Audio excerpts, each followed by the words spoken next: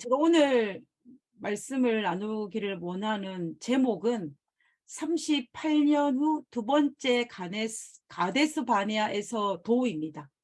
제가 도자를 빨간색으로 했는데요. 이 잘못한 게 아니라 제가 강조를 하기 위해서 도에다가 빨간색을 칠했습니다.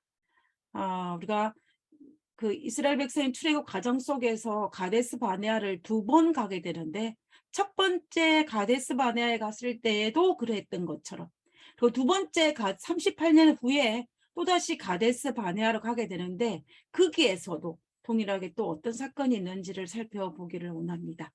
먼저 민수기 20장 2절에서 5절에 있는 말씀을 읽고 시작하도록 하겠습니다. 민수기 20장 2절에서 5절에 있는 말씀입니다. 성경책에 있으신 분들은 개인적으로 펼쳐서 보셔도 참 좋을 것 같습니다. 민수기 20장 2절에서 5절에 있는 말씀입니다. 회중이 꿀이 없으므로 모세와 아론에게 모여드니라. 백성이 모세와 다투어 말하여 이르되 우리 형제들이 여호와 앞에서 죽을 때에 우리도 죽었더라면 좋을 뻔하였도다. 너희가 어찌하여 여호와의 회중을 이 광야로 인도하여 우리와 우리 짐승이 다 여기서 죽게 하느냐? 너희가 어찌하여 우리를 애굽에서 나오게 하여 이 나쁜 곳으로 인도하였느냐? 이곳에는 파종할 곳이 없고 무화과도 없고 포도도 없고 석류도 없고 마실 물도 없도다. 우리가 출애굽 역사에서 이스라엘 백성들의 이 불평과 불만들이 계속해서 반복되는 것을 볼 수가 있는데요. 그것을 이 두 성경절로 요약하면 아마 20장 4절과 5절에 있는 이 말씀이 아닐까라는 생각이 듭니다. 우리가 출애굽 역사를 다루고 있는 이 출애굽기와 또 레위기, 민수기, 신명기를 읽다 보면 반복되는 이스라엘 백성들의 불평을 만나게 되는데요. 그 불평들 앞에 우리가 그 반복되어지기 때문에 우리가 어떤 반응을 보일 수 있냐면 또 그들이 반응을 일으켰네 라고 반응을 보일 수도 있고, 또 우리가 그들의 계속된 반복된 불평들 때문에 우리가 지겹다라는 그런 생각이 들 수도 있을 것입니다. 제가 처음에 이 출애굽기에 있는 또 민수기에 있는 이 모습들을 보면서 그런 생각을 했던 적이 있었습니다. 그런데 우리가 조금만 생각해 보면은 2023년도를 살아가는 나의 모습 속에서도 이러한 불평과 불만들이 그들과 별반 다르지 않게 제 마음속에 싹트고 있다는 사실입니다. 우리들 마음속에 자칫 잘못하면 그들의 불평 불만이 우리가 그들을 보면서 또 이런 반응을 보이지만 우리의 모습 속에도 별반 다를 바 없이 우리 모습 속에 슬금슬금 우리 마음에 차지하는 것을 보게 되는데요. 그래서 오늘은 이 출애굽 40년 역사를 바라보면서 그들의 반역과 불평의 모습들을 살펴보면서 그들이 언제 그리고 어떤 경우에 그런 반역과 불평 불만이 일어났는지, 그리고 그러면서 우리는 어떻게 이 불평과 반역이라는 이러한 우리 삶 속에서 쉽게 일어날 수 있는 이런 상황들에서 벗어날 수 있을지를 오늘 이 말씀을 통하여서 한번 생각해 보는 시간을 가졌으면 좋겠습니다. 먼저 오늘 민수기 20장에 있는 이 말씀을 등장하는 이 배경을 살펴볼 필요가 있습니다. 이 말씀은 언제 일어났을 때의 상황이냐면, 지금 이 지도는 이스라엘 백성들의 출애굽 과정을 그려놓은 지도입니다. 그래서 이스라엘 백성들이 첫 번째 이 시내산을 이 애굽의 고센 땅을 출발하여서 시내산에 가가지고 어디로 가냐면은 가데스 바네아가 됩니다. 가데스 바네아에서 바로 가나안 땅으로 가려고 했는데 그들이 12정탐꾼을 보내면서 그들이 하나님 앞에 반역함으로 말미암아 어떻게 됩니까? 바로 가나안 땅에 가지 못하고 광야 38년을 돌게 되지 않습니까? 이 38년을 돌게 되는데 이 38년이 지나고 난 다음에 다시 그들이 간 곳이 어디냐면 이 바로 가데스 바네아입니다. 그러니까는 지금 이 민수기 20장에 있는 이걸 시간적 배경으로 따진다면 출애굽한 지 40년이 지나고 난 다음이에요. 그러니까 모세의 나이가 몇 살쯤 됐냐면 모세의 나이가 120살입니다. 그때를 배경으로 있는 것이 민수기 20장입니다. 민수기 20장에 지금 이 사건이 일어난 바로 앞에 그 사건은 어떤 사건이냐면은 우리가 민수기 20장 1절을 읽어보면 미리암이 죽었다라고 되어 있어요. 미리암이 대략적으로 이때 나이가 한 130세, 132세 정도 되었을 것이라고 우리는 추정을 하고 있습니다. 그러면 아론의 나이는 123세가 되는 거죠. 그러니까 이 시기에, 이때에 일어난 것이 뭐냐면 바로 이 민수기 20장 2절부터 5절까지 살펴왔던 이 이스라엘 백성들의 불평과 불만이 등장하는 이 모습이 등장하는 것입니다. 자, 그러면은 이제는 그들의 불평의 내용을 한번 살펴보도록 하겠습니다. 불평의 첫 번째 그들의 불평의 특징을 보면은 뭐냐면 없고 없도다입니다. 이곳은 파종할 것도 없고 무화과도 없고 포도 없고 석류도 없고 마실 물도 없도다. 뭐가 다 없다라고 이야기합니다. 없다라고 이야기하는데, 그러면은 지금 우리가 지금이 없다라는 말을 했을 경우는 이거를 뒤집어 보면 무슨 뜻이냐면 옛날에는 있었다라는 이야기입니다. 지금은 없다고 불평하다는 것은 과거에도 없었으면 지금 불평할 것이 못 돼요. 과거에는 있었는데 지금 없기 때문에 불평하는 것입니다. 지금 이스라엘 백성들이 뭐라고 이야기하냐면은 없다라고 이야기합니다. 그러면서 그들이 지금은 옛날에는 풍족하였는데 지금은 부족하여서 무엇이 다 없다라고 불평하고 있는 모습을 볼 수가 있는데요. 그런데 우리가 가만히 생각해 보면 이스라엘 백성들이 애굽에서 노예 생활을 할 때 그들의 삶이 어떠했습니까? 그들이 노예로 사는 삶이 너무 힘들어서 정말 하나님께 살려달라고 부르짖었을 때 하나님께서 그 울부짖음을 들으시고 모세를 통하여서 출애굽 시켰다라고 출애굽기 전반부에 나옵니다. 그렇다면은 그들이 애굽 땅에 살았을 때 그렇게 풍족한 삶을 살지 못했다라는 것을 알 수가 있는 것입니다. 그런데 그럼에도 불구하고 그들이 지금 뭐라고 불평하고 있냐면 옛날에는 풍족하였는데 지금은 어떻다? 아무것도 없다는 거예요. 없고 없다라고 불평하고 있는 것입니다. 그런데 또 한 가지 특이한 사건은 뭐냐면 지금 민수기 20장에 이 불평을 하고 있는 이스라엘 백성들은 누구냐 하면은 애굽에 나왔던 1세대가 아니에요. 대다수는 2세대입니다. 1세대는 광야 40년을 돌면서 거의 다 잠들었고, 그리고 이제 두 번째 가데스 바네아에 도착했을 때는 1세대의 그 대권, 1세대를 물려받은 2세대가 가데스 바네아에 도착한 것입니다. 그렇기 때문에 그들은 애굽에 대한 경험이 있다 없다? 없어요. 없는 것입니다. 그럼에도 불구하고 그들이 뭐라고 이야기해요? 애굽에 있을 때는 너무 풍족하였는데 지금은 나쁜 곳으로 인도하여서 다 없다라고 이야기하는 것입니다. 아마 출애굽 2세대들은 애굽에 대한 이야기들을 그들의 부모를 통해 들었을 것입니다. 경험해 보지도 못했을 것입니다. 그럼에도 불구하고 마치 경험한 것처럼 애굽에서는 풍족하였는데 지금은 없다라고 불평하고 있는 그들의 모습을 볼 수가 있다는 것입니다. 이런 모습을 마치 이런 것입니다. 우리가 지금 이 자리에 6.25를 경험하신 분들은 많이 없을 것입니다. 그러나 아직도 6.25를 경험하신 분도 있습니다. 그런데 오늘날 대다수는 6.25를 경험하지 못했기 때문에 6.25를 경험한 사람들의 그 경험을 100% 공감할 수가 없어요. 그들이 얼마나 힘들었고 얼마나 어려운 일이 당했는지, 그리고 또 얼마나 많은 사람들이 죽임을 당했는지 듣고 책으로 보았지만은 우리가 경험한 자에 비하면은 잘 전달이 되지 않는 것입니다. 6.25를 경험하고 보릿고개를 넘은 어떤 아버지가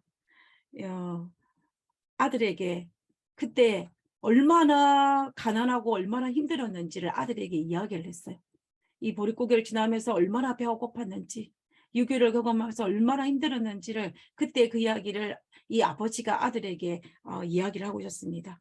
이야기를 한참 듣던 아들이 뭐라고 이야기를 했냐면 아버지, 밥이 없으면 라면을 끓여 먹으면 되지 왜 그때 배가 고팠어요? 라고 이야기를 하는 거예요. 우리는 이 이야기를 듣고 웃음이 나오죠.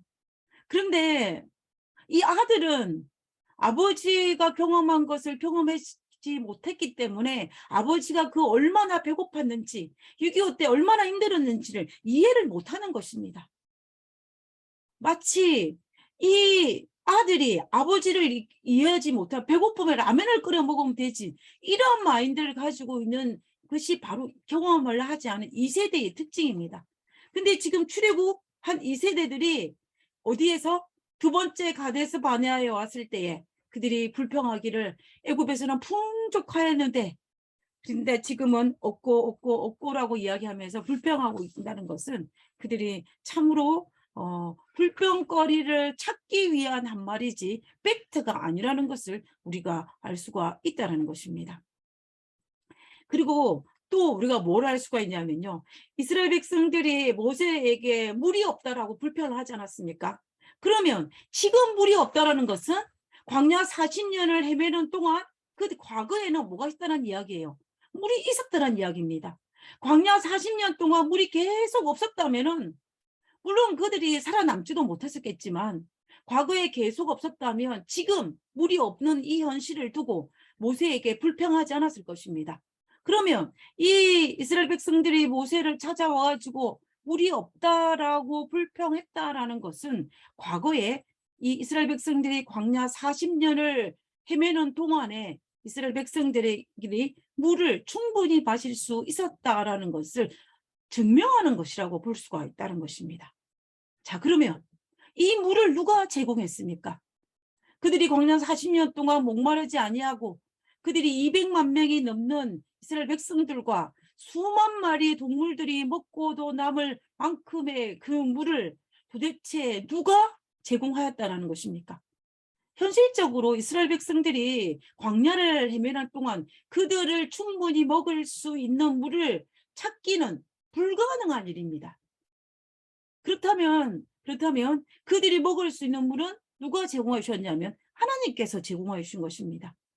출애굽 초기에 이스라엘 백성들이 물이 없었을 때 하나님께서 모세를 통하여서 호렙산에서 모세가 반석을 침으로 물이 반석에서 흘러나오게 했습니다. 그때부터 시작하여서 40년 동안 이스라엘 백성들이 어디로 여행하든지 간에 반석에서 물이 흘러나옴으로 말미암아 그들이 먹고 마시고 그들의 기르는 동물들도 충분히 먹을 수 있는 물들이 계속 흘러나왔음을 우리는 알 수가 있다는 것입니다.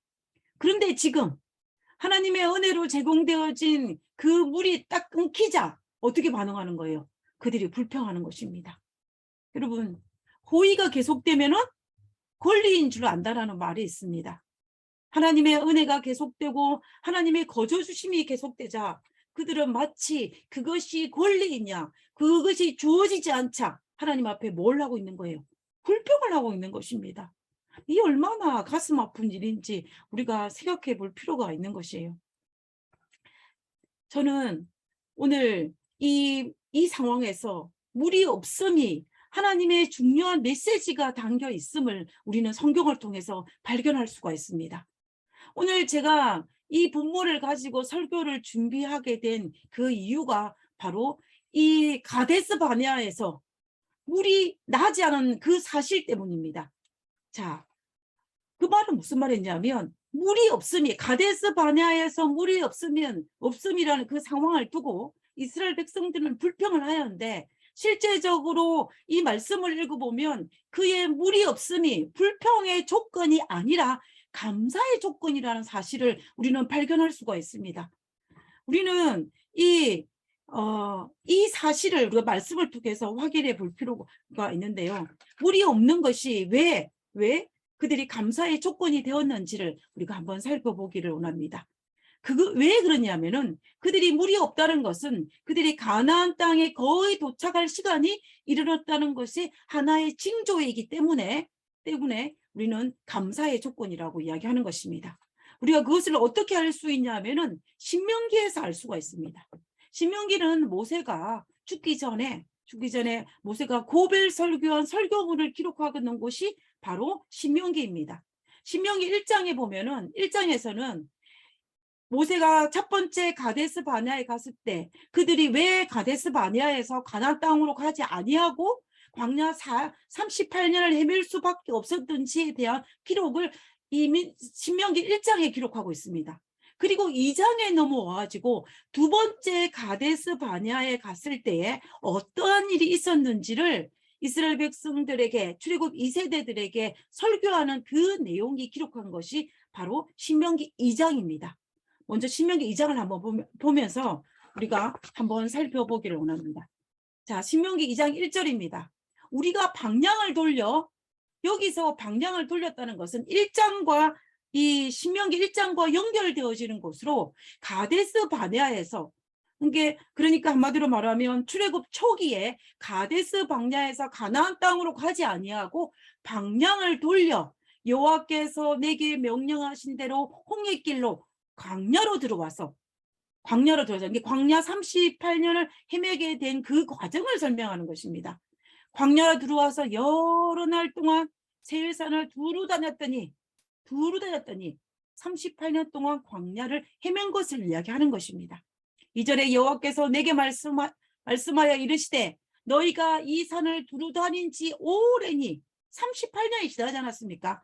오래니 돌이켜 어디로 가라? 북으로 가라. 북으로. 여기서 북으로는 우리가 성경 이 모세오경의 전반적인 걸 살펴봤을 때 이 지명은 가데스 바네아입니다. 자, 그 다음에 4절에 보겠습니다. 너는 또 백성에게 명령하여 이르기를 북으로 갈 때는 너희는 세일에 거주하는 너희 동족 에서의 자손이 사는 지역으로 지날진대, 에서의 자손이 사는 지역은 에돔 지역입니다. 에돔 족속이 살고 있는 그것을 이야기합니다. 그들이 너희를 두려워하느니 너희는 스스로 깊이 삼가고 그들과 다투지 말라. 그들의 땅은 한 발자국도 너에게 주니 아니하리니 이는 내가 세일 사는 에서에게 기업으로 주었습니다. 자, 6절과 7절에 있는 말씀입니다. 자, 여기서 중요한 성경절이 나옵니다. 너희는 돈으로 그들에게서, 누구에게서요? 에서의 후손 에돔 족속에게서 양식을 사서 먹고 돈으로 그들에게서 무엇을 사서 마시라? 물을 사서 마시라라고 얘기합니다. 7절에 내 하나님 여호와께서 내가 하는 모든 일에 내게 복을 주시고 내가 이 큰 광야에 두루 다니만 알고 내 하나님 여호와께서 이 40년 동안을 너와 함께 하셨으므로 내게 부족함이 없었느니라 하시기로. 자, 여기 모세의 설교 중에 6절과 7절에 등장하는 이 두 문장을 우리가 이해할 필요가 있습니다. 자, 6절에 보면 돈으로 그들에게 물을 사서 마시라 그랬습니다. 돈을 주고 양식을 사서 마시라는 것입니다. 이스라엘 백성들이 출애굽하는 과정 속에서 그들이 돈을 주고 물을 살 필요가 없었어요. 왜냐하면 그들이 필요할 때마다 반석에서 물이 나왔기 때문에 그들은 하나님의 은혜로 공짜로 먹었습니다. 그런데 어떻게 되면 세일산, 에돔 족속을 지날 때에, 에돔을 지나가야 할 그때에는 물이 없기 때문에 돈으로 사서 마시라는 거예요. 만약에 그때에도 물이 나고 양식이 있으면 하나님께서 이스라엘 백성들에게 돈을 사서 먹고 마시라고 말할 필요가 없다라는 것입니다. 그러면 우리가 6절에 있는 이 말씀을 통하여서 그러면은 내가 돈으로 주고 물을 사고 물을 마실 때가 되면 세일산을 통과하는 거구나. 에덴 족속의 땅을 통과하는 거구나. 이제 그것을 통과하면 어떻게 된다? 가나안 땅에 도착하는 거라는 것을 그들이 이 말씀을 통해서 알 수가 있는 것입니다. 그죠? 그다음에 7절 마지막 부분에 내게 부족함이 없느니라 그랬습니다. 이 부족함이 없다는 것은 광야 40년을 돌아가는 헤매는 동안 그들이 무엇 하나 부족함 없이 잘 지냈다는 이야기예요. 그러니까 결과적으로 그들이 광야 40년을 헤매는 동안에는 여전히 그들은 물도 양식도 부족함 없이 잘 지냈는데 어디를 지날 때에? 세일산, 에돔 족속이 살고 있는 에서의 후손이 살고 있는 그 지역을 지날 때에 물도 없고 양식이 없을 때가 있을 거라는 것을 이미 이스라엘 백성들이 두 번째 가데스 바네아에 가기도 전에 하나님께서 모세를 통하여 말씀하셨다라는 것을 우리는 여기서 알 수가 있다라는 것입니다. 이제 이스라엘 백성들이 두 번째 가데스 바네아에 왔습니다. 도착을 했는데 도착해서 얼마 지나지 않아서 미리암이 죽고 얼마 지나지 않아서 바로 이 물이 떨어진 거예요. 물이 떨어지자마자 어떻게 한 것입니까? 그들이 불평한 것입니다. 자, 우리가 여기 가데스 바네아의 지역을 좀 확대를 해보면요. 이렇게 됩니다. 지금 이 별표가 지금 제 아랫부분에 빨간색 별표가 있는데요. 여기가 지명 이름이 가데스 바네아입니다. 그러면 가데스 바네아는 어디를 적경지대냐면 에돔 족속이 살고 있는 에서의 후손이 살고 있는 에돔 지역과 적경지대입니다. 그러니까 가데스 바네아는 가나안 땅으로 가는 길목이기도 하고 에돔의 그 족속과 이 국경선을 접하고 있는 부분인 것을 알 수가 있어요. 그러니까는 이곳에 왔을 때에 이제 에돔 땅을 지나서 어디로 가면 가나안 땅으로 발로 갈 수 있는 것이 바로 이 지도의 상의 위치라는 것입니다. 자, 그러면 이 상황이 되었을 때 이제 물이 떨어졌습니다. 물이 떨어졌으면 지금까지 하나님께서 제공하였던 물이 떨어졌으면 어떻게 해야 될까요? 어떻게 해야 되겠습니까? 당장 물이 없으니까 하나님께 불평해야 될까요? 아니면 왜 지금까지 충분히 제공되어진 이 물이 없을까라고 생각을 해야 될까요? 생각을 해야 될까요? 오늘날 재림의 징조로 말미암아 난리와 난리, 지진과 기근, 사랑 없음, 이런 수많은 것들, 사탄의 미혹거리가 정말로 이 오늘날 우리 현실에 쏟아지고 있습니다. 이런 상황 속에서 정말 우리가 이스라엘 백성들처럼 불평하는 것이 현명할까요? 아니면 이런 징조들을 바라보면서 이 징조가 무엇을 의미하는지, 이 징조들이 어떻게 재림의 임박성을 알리는 메시지인지를 우리가 생각해야 할지를 우리가 생각해 볼 필요가 있다는 것입니다. 우리가 알다시피 정말 얼마 전에 튀르키예에서 최악의 지진이 발생했습니다. 강도 7.8, 어마어마한 지진이 났습니다. 우리가 이 지진에 정말 어마어마한 피해를 바라보면서 우리 마음속에 어떻게 사랑의 하나님이 이럴 수가 있을까라고 마음을 가지며 불평하는 마음이 가져야 할지, 아니면 정말 고개를 들어서 재림의 때가 얼마 남지 않았음을 깨달아야 할지, 우리는 이 두 가지 상황 속에서 우리가 어떤 것을 선택해야 할지, 이것은 우리의 선택의 몫이라는 것입니다. 마찬가지로 이스라엘 백성들이 항상 있었던 물이 지금 딱 떨어졌어요. 그때 불평을 해야 될지, 아니면 이 일이 왜 우리에게 일어났는지를 생각해 볼 필요가 있다는 것입니다. 이것이 하나님의 약속인지 아니면 하나님의 명령인지를, 하나님 명령이 도대체 무엇인지, 하나님이 어떤 약속을 했는지를 생각해야 된다는 것입니다. 그들이 조금만 더 생각을 했다면 어떻게 하겠습니까? 우리가 가데스 바네아 오기 전에 하나님께서 모세를 통하여 하신 말씀을 기억했을 것입니다. 아니면 그것을 기억하지 못한다면 모세를 찾아가서 불평하기보다는 도대체 이 일이 발생한, 물이 떨어진 이 상황이 하나님께서 우리에게 어떤 사인을 주기 위한 것인지 모세에게 물어봤어야 했을 것입니다. 그러나 그들은 그것을 생각하기도 전에 먼저 그의 입술에서 지금 나에게 주어진 이 물이 없다는 그 상황만 바라봄으로 불평하고 있는 이스라엘 백성들의 모습을 볼 수가 있다는 것입니다. 만약에 이스라엘 백성들이 자신이 처해 있는 이 상황을 자세히 살펴보고 깊이 생각하고 정말 영적 통찰력을 가지기만 하였다면 그들은 분명히 불평하지 않고 기뻐하였을 것입니다. 왜요? 가나안 땅이 눈앞에 이르렀음을, 광야 40년의 종지부가 찍을 때가 얼마 남지 않았음을 알 수 있기 때문에, 발견할 수 있기 때문에 그들은 정말로 이 물이 떨어진 그 사실을 인하여 불평하기보다는 축배를 들어야 했을 것입니다. 그런데 어떻게 해요? 그들이 그것을 깨닫지 못했기 때문에 불평하였던 그들의 모습을 볼 수가 있다는 것입니다. 부조 선지자는 이렇게 기록하고 있습니다. 하나님께서는 그들이 방해를 받지 않고 에돔을 통과할 수 있으며 또한 대군의 수요에 충족한 음식과 물을 살 수 있는 기회를 약속하셨다. 분명히 신명기 2장을 통해서 약속하셨음을 우리는 성경을 통해서 확인하였습니다. 그런 거로 기적적으로 물이 쏟아지는 일이 중지된 것은 광야의 유랑 생활이 끝났다는 징조로서 뭐 해야 된다? 기뻐해야만 하였다. 그들의 불신으로 눈물지 않았더라면 그들은 이 일을 깨달았을 것이다. 그러나 하나님의 언약의 성취가 되었을 때 바로 그것이 하나님의 언약이 성취된 그것이 그들은 의심과 불평의 원인이 되었다라는 것입니다.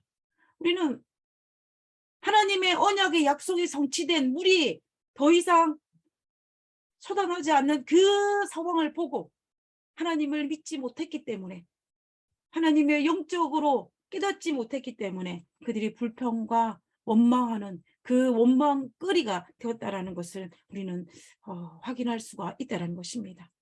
얼마나 가슴 아픈 일입니까? 정말 내 백성이 지식이 없어 망한다라는 성경 말씀이 있는 말씀처럼 영적 통찰력이 없어서 성경에 기록된 하나님의 말씀의 뜻이 무엇인지, 하나님의 품성이 무엇인지, 하나님께서 우리에게 약속한 이 기별이 무엇인지, 그리고 우리에게 마지막 때에 어떤 예언을 해주셨는지 그것을 모르기 때문에 하나님의 언약이 성취되었음에도 불구하고 우리는 도리어 의심하고 그것으로 말미암아 불평의 원인이 될 수도 있다는 것이 우리에게 얼마나 큰 정말 이 경각심을 가지게 하는지 모르겠습니다. 그러므로 우리는 정말로 어떠한 상황이 있다 할지라도 우리의 주변에 어떤 상황이 발생할 때 쉽게 불평하기보다는 어떤 상황이 발생하였을 때 이 일이 왜 일어났는지 이 일을 통해서 하나님께서 우리에게 가르쳐 주기를 원하는 것이 무엇인지 이 상황이 일어난 것을 통하여 하나님께서 우리에게 전달하는 영적인 메시지가 무엇인지를 우리가 알기 위해서 고민하고 묵상하고 정말로 기도하면서 하나님의 뜻을 발견하는 영적 통찰력의 자리에 앉아야 한다는 것입니다. 그래야만이 이 어리석은 이스라엘 백성들처럼 기뻐해야 할 그 순간에 불평함으로 말미암아 가나안 땅을 눈앞에 두고도 어떻게 해요? 가나안 땅에 바로 가지 못하고 하나님께서 분명히 에돔 땅을 통과하게 허락하셨는데 그들이 반역함으로 말미암아 첫 번째 가데스 바냐에 갔을 때에 가나안 땅으로 바로 가게 하셨는데 그들이 12정탐꾼의 그것으로 말미암아 반역함으로 광야 38년을 헤매게 하였던 것처럼 두 번째 가데스 바냐에서도 하나님의 약속을 믿지 못하고 의심함으로 말미암아 불평함으로 말미암아 어떻게 돼요? 에돔 땅을 통과하지 못하고 어디로 들어가냐면 밑으로 내려와서 빙 둘러서 가나안 땅에 가게 하였던 것을 우리는 볼 수가 있다라는 것입니다. 가나안 땅에 바로 갈 수 있었는데 첫 번째 가데스 바네아에서도 그들이 불평함으로 실패하였고 두 번째 가데스 바네아에서도 그들이 불평함으로 실패하여서 돌아서 가나안 땅으로 가는 그들의 모습을 볼 수가 있다는 것입니다. 그래서 그들이 요단강을 건너서 가나안 땅에 갔어요. 많은 시간을 투자하고 난 다음에 가나안 땅에 갔습니다. 만약에 그렇지 아니하였다면 요단강을 건널 필요도 없고 아래로 내려올 필요도 없고 바로 에돔 땅을 건너서 걸어서 이 가나안 땅에 도착하였을 것입니다. 우리도 불평하는 마음을 가질 때가 있습니다. 주변 이들에게 불평하는 마음이 생길 수도 있고 나 자신에게 불평하는 마음이 생길 수도 있고 그리고 나의 가족들에게 불평하는 마음이 생길 수도 있고 그리고 또 교인들에게 교회에 대해서 불평하는 마음이 생길 수도 있습니다. 그때에 우리는 가만히 생각해 볼 필요가 있다는 것입니다. 그래서 쉽사리 불평하기보다는 영적 통찰력의 자리에 앉음으로 하나님의 뜻을 발견하는 그러므로 불평하기보다는 그 뜻을 발견하고 하나님께 감사하는 우리가 되어야 할 것입니다. 자, 이제 두 번째 이스라엘 백성들의 불평하는 그 내용을 한번 분석해 보면요. 두 번째는 죽었으면 좋았을 것을 이야기합니다. 우리가 우리 조상이 죽은 것처럼, 우리 형제들이 광야에서 죽은 것처럼 차라리 죽었으면 좋았을 것 같다고, 애굽에 매장지가 없어서 우리를 이끌어냈냐라고 말한 것과 동일한 것입니다. 이 말씀을 들으면 또 어때요? 옛날에는 너무너무 행복했는데 지금은 너무 힘들어서 견딜 수가 없어요. 차라리 무엇보다 낫다? 죽는 것이 사는 것보다 낫다라고 이야기하는 것입니다. 이 말은 출애굽을 시킨 하나님을 모독하는 말입니다. 자식이 자기를 낳아준 부모를 향하여 뭐라고 죽었으면 좋겠다라고 말하면 이게 얼마나 불효입니까? 그리고 부모를 향하여 나를 왜 낳았냐라고 이야기한다면 이만큼 불효가 없을 것입니다.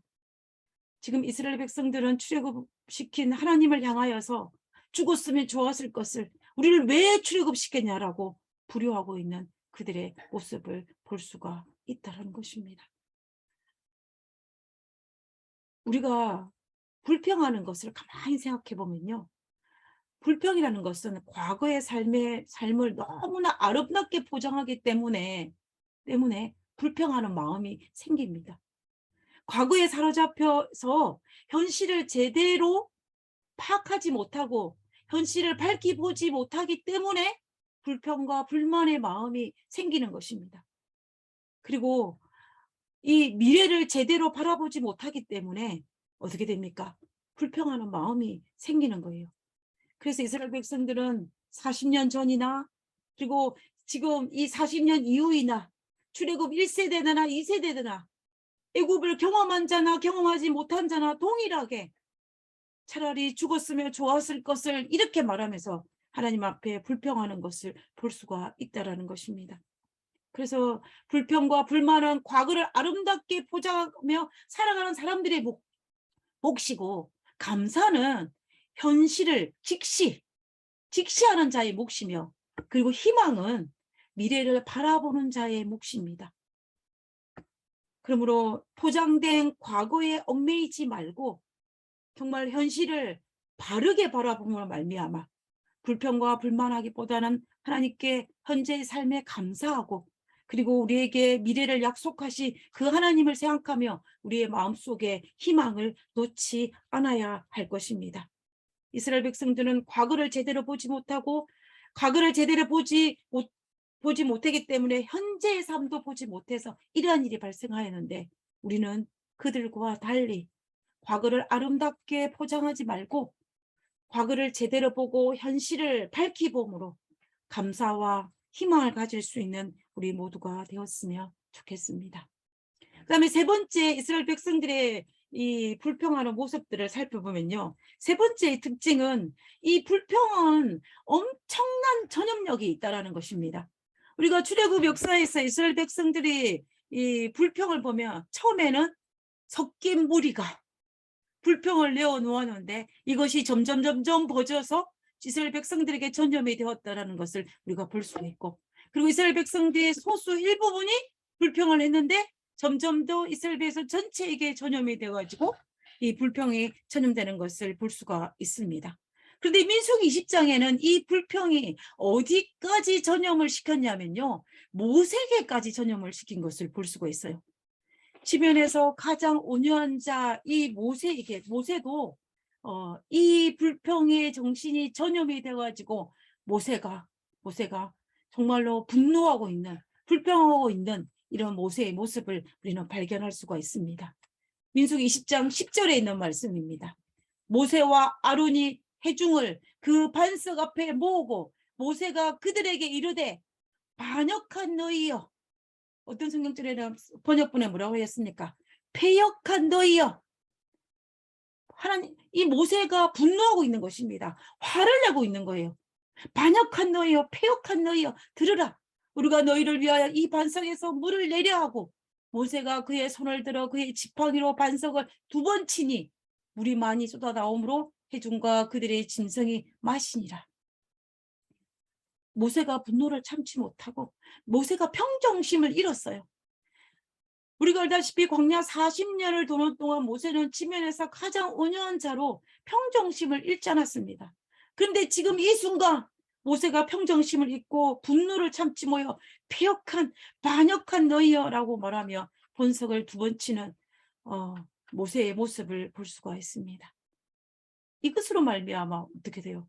모세가 가나안 땅에 들어가지 못하는 결정적인 이유가 되지 않습니까? 그러면 모세가 지난 40년 동안 가장 온유한 자로 살아왔는데 평정심을 잃지 않았는데 왜 민수기 20장 여기에서 두 번째 가데스 바네아에 도착했을 때에 정말 가나안 땅이 눈앞에 있는데 그때의 그 평정심을 잃고 분노하였을지를 우리가 생각해 볼 필요가 있다는 것입니다. 왜 하필이면 여기에서 지금까지는 이스라엘 백성들이 그렇게 불평하여도 모세에게 전염되지 않았는데 왜 여기에서 모세가 그 불평이 전염이 되어서 자기도 그 평정심을 잃었는지를 우리가 생각해 볼 필요가 있다는 것입니다. 우리는 정확하게는 알 수 없지만 모세의 마음을 정확하게는 알 수 없지만 우리는 성경에 기록된 사건들을 통하여서 유추할 수 있는 사건이 하나 있습니다. 그것은 바로 이 무리바 사건. 이 사건이 있기 바로 직전에 어떤 사건이 있었냐면은 민수기 20장 1절에 첫째 달 이스라엘 자손이 곧 회중이 신광야에 이르러 백성이 가데스에 머물더니 미리암이 거기서 죽음에 거기에 장사되니라 라고 되어 있어요. 무슨 말입니까? 모세의 누이 미리암이 죽었다라는 것입니다. 미리암은 누구입니까? 모세에게 있어서 누나이기도 하고 미리암을 통하여서 자기가 죽지 아니하고 애굽의 바로의 낯을 피하여서 바로의 공주로 들어갈 수가 있었고 또 이 미리암을 통해 자기의 생명을 보존하셨습니다. 물론 이 38년 전에 미리암이 자기를 비방함으로 말미암아 미리암이 뭉두배에 걸린 사건이 있긴 하였지만 그때에도 모세는 미리암을 위해서 중보 기도를 해줄 만큼 모세는 미리암을 사랑하였습니다. 그리고 그 이후에 38년 동안 광야를 같이 헤매면서 아마도 모세는 미리암을 통하여서 많은 위로를 받았을 것이고 많이 의지하였을 것입니다. 왜냐하면 누나입니다. 그러니 모세가 이 누이 미리암에게 얼마나 많은 위로와 또 얼마나 많이 의지를 했겠습니까? 그 사랑하는 누이가 죽은 것입니다. 성경은 그때 모세의 감정이 어떠하였는지는 기록하고 있지는 않지만 누이의 죽음이 모세의 마음을 흔들리게 하였음을 의심할 여지가 없습니다.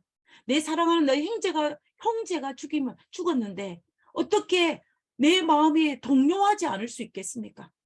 아마도 모세는 그때에 자기의 누이 미리암이 죽었을 인하여 마음이 많이 상했을 것입니다.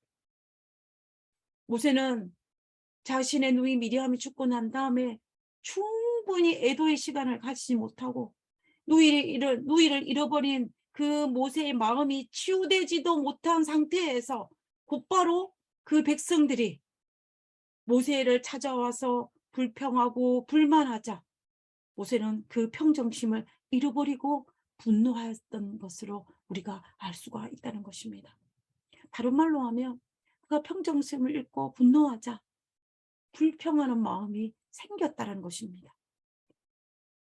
우리가 출애굽 역사를 가만히 살펴보면 하나의 패턴을 발견할 수가 있습니다. 그 패턴은 어떤 패턴이냐면요. 이스라엘 백성들이 이 출애굽 과정 속에서 여러 번 반역을 하고 여러 번 불평 불만을 토해내고 또 여러 번 이런 일들이 발생하는데 그 사건이 있기 전에 이스라엘 백성들이 마음이 상할 수 있는 일들이 있었다라는 것을 발견할 수가 있습니다. 우리가 간단하게 한번 정리를 해보면요. 이스라엘 백성들의 반역 많은 것들 중에 몇 가지만 짚어보면은 이스라엘 백성들이 출애굽을 한 지 한 달 정도 되었을 때 신광야에 도착하였습니다. 그때 그들이 뭐라고 합니까? 그때 이스라엘 백성들이 먹을 것이 없고 이렇게 하면서 먹을 것이 없다고 가나안 땅에는 먹을 것이 많고 이렇게 하면서 불평불만한 사건이 발생하는데요.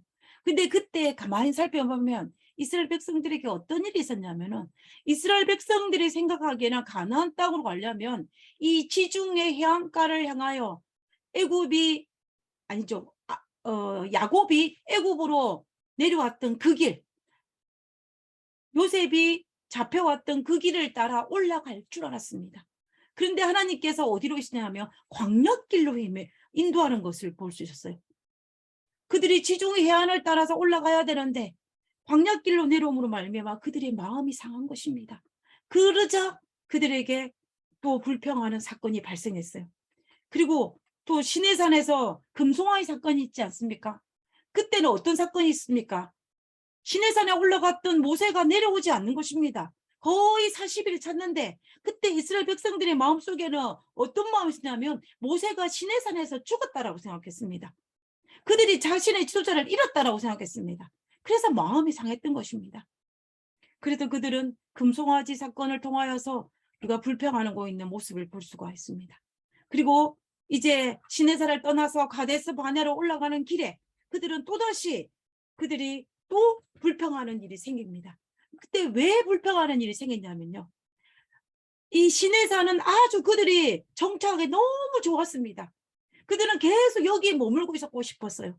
그런데 하나님께서는 그들을 어디로 있냐면 다시 불기둥과 구름기둥을 통하여서 그들이 시내산을 떠나가겠습니다. 근데 인도하는 길이 어떤 길이냐면 험준한 산악길이었어요. 산악길을 가자 그들의 마음속에 불평하는 마음이 생겼습니다. 그러자 그들이 어떻게 하냐면은 먹을 것이 없다고, 고기가 없다라고 하면서 이 매출하게 사건이 발생하는 것입니다. 그리고 또 이 출애굽 역사에서 가장 큰 반역이라고 볼 수 있는 고라의 반역은 언제 생겼냐면, 이 광야길로 가나안 땅으로 가지 아니하고 광야 40년이 언도되고 난 다음에 그들이 방향을 돌려서 이 홍해길 아랫길로 내려와서 광야에 들어간 지 얼마 지나지 않았을 때에 고라의 반역이 일어난 것을 볼 수가 있습니다. 그들이 왜 마음이 상했습니까? 가나안 땅으로 갈 수 있을 줄 알았는데 가나안 땅에 못 간 것입니다. 그러니까 그들의 마음이 상했던 것입니다. 그리고 또 노뱀 사건, 노뱀의 사건은 그들이 또 왜 했냐면은 이제 두 번째 가데스 바나에 왔을 때에 그때 가나안 땅으로 정말 갈 줄 알았는데 그들이 가지 못하고 어디로 내려온 거예요? 아랫길로 내려온 것입니다. 그러자 두 번째 이 노뱀 사건이 발생하는 것을 볼 수가 있는 것입니다. 결과적으로 그들이 마음이 상했을 때에 이 모든 것이 원망과 이 불평이 꽃이 피고 열매가 맺어서 반역으로 연결되어지는 것을 우리가 볼 수가 있다는 것입니다. 물론 지금까지 제가 말씀드렸던 그들의 불평과 마음이 상한 이유는 뭐냐면 그들이 영적 통찰력이 없었기 때문입니다. 그들이 마음이 상한 이유는 하나님의 절대적인 믿음이 없었기 때문입니다. 그들이 마음이 상한 이유는 자신의 어리석은 판단력을 가지고 바라봤기 때문에 그들이 마음이 상한 것입니다. 그들이 마음이 상할 자신의 어리석은 걸로 인하여 하나님 믿지 못함으로 인하여 또 영적 통찰력이 없음으로 말미암아 마음이 상하자 그 상한 마음이 싹이 트고 꽃이 피어서 열매 맺어서 생긴 것이 뭐냐면 반역으로 이어지는 것을 우리가 출애굽 역사를 통하여서 보면 알 수가 있습니다. 우리의 삶에도 보통 그렇지 않습니까? 보통 우리가 기분이 좋고 모든 일이 잘 될 때는 어떻습니까? 어떤 일이 있어도 잘 넘어갈 수 있습니다. 그런데 내 마음이 상했을 때는 아니면 육신이 너무 피곤하여 마음의 여유가 없을 때는 이럴 때는 옛날에는 쉽게 넘길 수 있는 일들이 옛날에는 아무런 바다가 되지 않은 일들이 어떻게 됩니까? 어떤 말을 들으면 내 마음이 불편한 것입니다.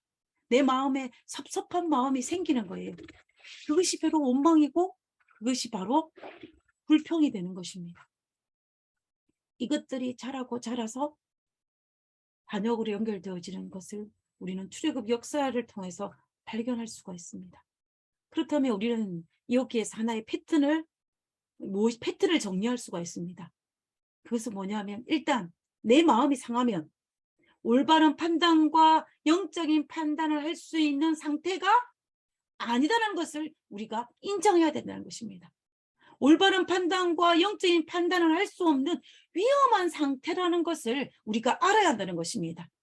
그렇기 때문에 그때는 어떤 것도 쉽게 결정을 하지 말아야겠지만, 그리고 내 영혼이 말아야 하고, 그리고 또 그때는 나의 영혼을 하나님의 말씀과 기도로 치유받는 시간을 가져야 됩니다. 하나님을 통하여서 내 영혼이 케어받는 시간을 가져야 된다는 것입니다. 그래서 지금 이 상황을 허락하신 하나님의 뜻을 찾으며 내 영혼을 치유해야 됩니다. 만약에 그 뜻을 발견하면 내 영혼이 치유를 받을 수 있을 것입니다. 만약에 그렇게 되면 어떻게 할 것입니까? 우리는 어리석게 판단하거나 또 쉽게 불평하거나 쉽게 원망하는 마음을 절대로 가지지 않을 것입니다. 지면에서 가장 온유한 자 모세. 그 모세도 자기 누이의 죽음으로 말미암아 마음이 상했을 때에 자신의 상한 마음을 치유할 수 있는 시간도 제대로 가지지 못한 그 상태에서 백성들이 원망에 쏟아졌을 때에 정말로 모세도 어처구니 없이 무너진 것을 우리는 여기서 발견하지 않습니까? 하나님께서 그 영혼을 케어하지 못한 이 모세가 분노하고 불평함으로 말미암아 하나님의 영광을 가림으로 그에게 주어진 결론이 무엇이냐면 민수기 10장 12절에 너희는 이 회중을 내가 그들에게 준 땅으로 인도하여 드리지 못하리라. 다시 말하면 무슨 말이에요? 너는 가나안 땅에 가지 못할 것이라는 것입니다. 우리는 이런 경험을 최대한 하지 않아야 될 것입니다. 하나님께서는 우리에게 그런 경험을 최대한 하지 않게 하기 위해서 이 모세가 실수한 이 기록을 그대로 성경에 기록하고 있다는 것을 우리는 알아야 합니다.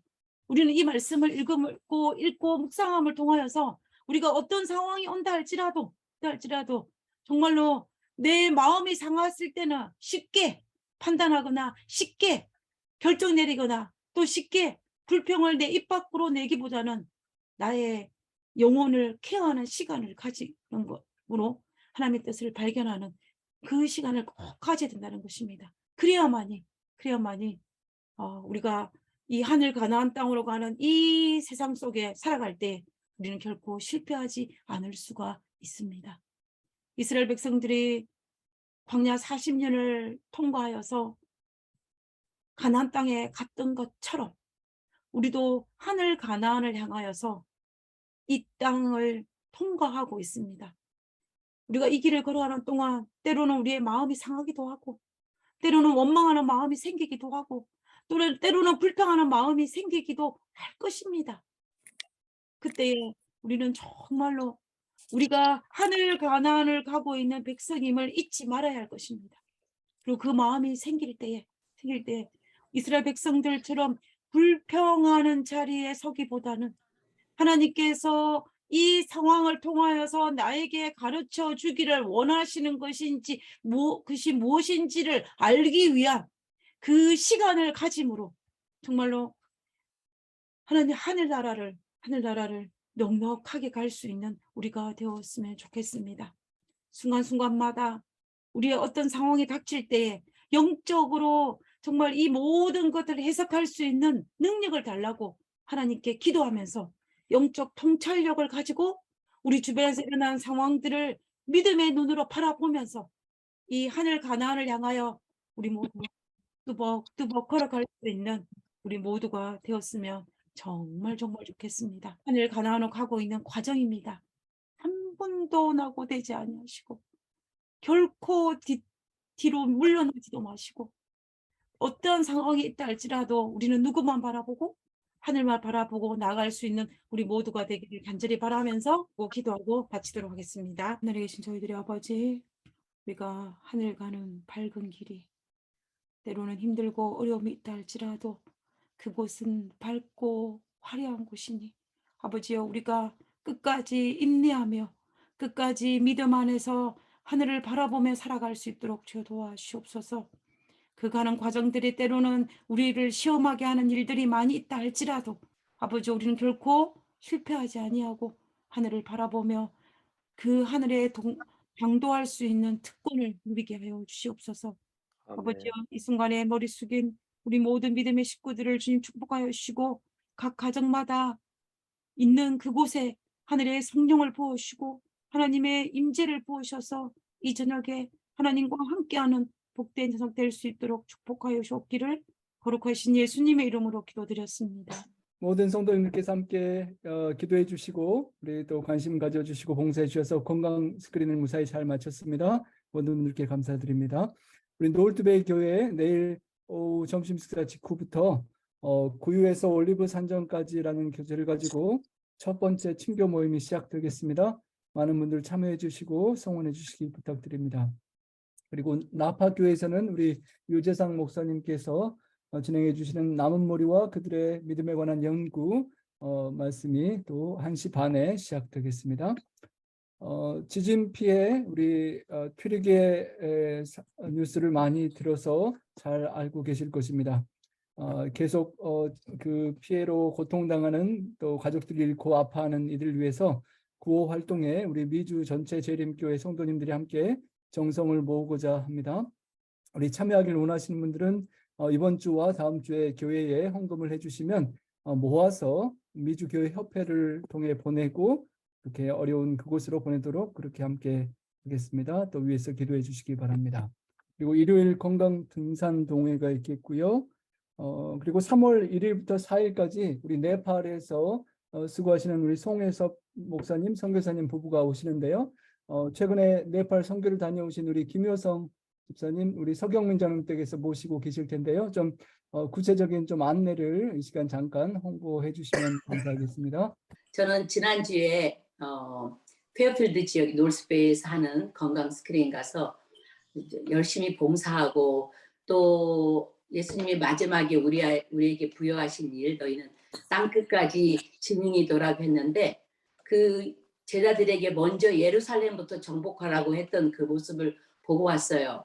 그 페어필드 지역을 거기를 정하고 그곳에 있는 많은 주민들에게 그 좋은 일을 베푸는 걸 보고 정말 우리가 사도된 우리 각자들이 그걸 실현하는 거를 삶을 보고 왔습니다. 제가 이제 네팔을 가게 된 잠깐 좀 시간을 쓰겠는데 왜냐하면 우리 목사님이 네팔에는 어차피 우리가 홍보가 되는데 노스베이는 안실학교도 없고 그냥 바로 그냥 대예배만 있어서 제가 가서 좀 홍보를 하고 싶은데 그런 시간이 없다고 좀 안타까워하니까 이 시간은 좀 잠깐 저한테 주시는 것 같아요. 둘이 갔어도 은혜를 더 많이 받은 사람한테 시간을 주시는 것 같아요. 하여튼 같이 갔다 짧은 길은 아니었습니다. 근데 가게 된 동기는 제가 지난 야행일 때 사도행전을 골든벨을 했잖아요. 열심히 해서 골든벨까지 탔는데 막상 딱 끝나고 나니까 이걸 내가 뭐 그 성경을 공부하기 위해서 이렇게 해야 되나 하는 생각이 들어서 그때 이제 성령님이 저한테 임하신 것 같아요. 그래가지고 올해부터는 내가 해마다 남은 제가 이제 나이도 꽤 저도 6학년 후반에 올라가다 보니까 활동할 수 있는 기회가 별로 없어서 앞으로 10년은 내가 좀 외방선교를 나가겠다고 기도를 하는 중에 이제 네팔이 올해 제가 꽂혔던 거예요. 가서 그곳에 갔는데 그분에 대해서 아무 인포메이션도 듣지도 못하고 알아보고 싶지도 않고 그래서 갔는데 정말 거기를 가니까 성령이 너에게 임하시면 권능을 받고 그분이 권능을 받고 내 증인이 되리라 하는 분을 만나본 거예요. 네팔에서 12년 동안 사역을 하시면서 저희가 상상하지 못한 일을 해놓으셨어요.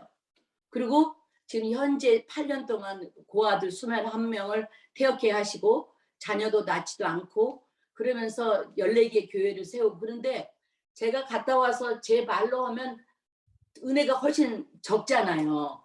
그래서 오는 중에 제가 기도를 했죠. 저 부부를 어떻게 미국을 한번 오실 수 있는 방법이 없을까? 그랬는데 제 기도가 결국은 네팔은 이제 중국하고 똑같이 비자를 안 줘요.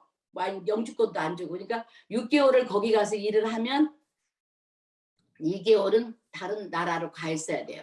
그거를 12년 동안 하셨어요. 근데 올해 그 2개월이 2월하고 3월하고 쉬는 날인데 그걸 제가 캐치를 한 거예요. 그래서 물론 이 경제적인 헌혈도 하고 많은 있었지만 하나님께서 기가 막히게 인도를 하셔서 이 네팔에 있는 선교사가 네팔교회 비슷비슷하죠 억양이. 네팔교회 와서 오시자마자 세크라멘토에 가서 주말 봉회하고, 그다음에 저는 이 네팔은 네팔교회는 가족 같아서 저희는 수, 목, 금, 토, 나흘하고, 그다음에 시애틀로 가시고 남가주 장로에서 초청을 하시고 그분이 우리 27명이 갔는데 27명이 전부 저처럼 감동을 먹었어요.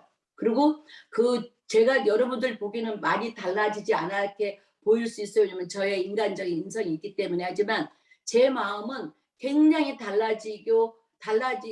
하고 싶은 마음으로 살 수 있도록 한 경험을 제가 하고 왔습니다. 이번에 나흘 동안 와 계시는데 물론 예언 연구하고 건강기별 전하고 막 이런 거 다 필요하죠. 한데 남은 우리한테 지난주도 우리가 비보를 드렸잖아요. 김일웅 장로 비보도 우리한테 남은 시간이 많지 않은데 어떻게 하면 나도 좀 저렇게 살 수 없을까?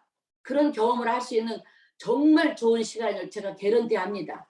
왜냐면 저같이 강한 사람도 이렇게 마음에 굉장히 스페이스가 많이 생겼어요. 다른 사람을 보는 눈, 사물을 대하는 거, 그다음에 나의 인생 마지막 플랜도. 그렇기 때문에 이번에 또 한 분의 저 같은 분이 나오기를 바라는 마음으로 경제적인 헌혈과 저희 모든 걸 정말 많은 헌신하면서 제가 오시게 오게 된 거예요. 그러니까 우리 이런 기회에 우리 특별히 노스베이 교인들도 또 우리 네파 교인들 잘하고 계십니다. 하지만 산 증인이 와서 그 역사적인 모든 거를 말씀하실 때 그 기회 놓치지 마시고 함께 해주시기 바라는 거 제가 먼저 기도하고 그다음에 우리 모두 다 그렇게 해주시길 바라면서 노스베이 제가 가서 홍보를 못해도 좀 이렇게 오늘 그 좌한 선생님 잘 전하셔서 이렇게 좀 많이 홍보를 하셔서 저희 교회에서 저녁도 준비하고 수, 목, 금, 토 안식일 날은 거기를 지켜야 되니까